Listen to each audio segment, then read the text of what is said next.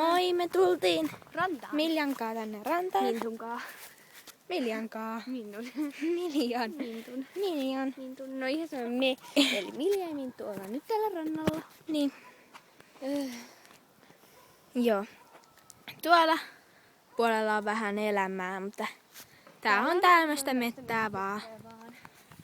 Muuten, kun kohta alkaa kesäloma ja kutosluokka alkaa sitten syksyllä.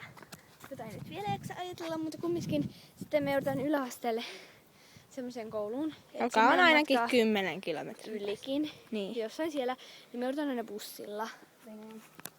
Se ei ole kivaa. Mä en jaksa.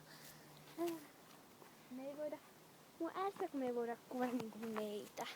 Niin, kun Äitimme on vähän ylisuojelaisia. niin että ne ei vieläkään anna. Soutelemassa. Me ei oikein osata laittaa sitä meidän blogiotsikkoa, blogin osoitetta siihen. Eli meidän blogin osoite on minttu-and, kirjoitetaan A-N-D, and, eli and, Joo. milja.blogspot.com, että sinne menkää lukeen ja liittykää lukijaksi. Elikkä minttu-and-milja.blogspot.com. Niin.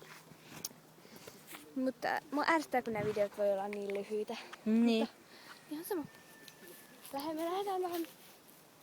Ei me vielä lähdetä. Mutta jossain mennään sinne Lotalle päin.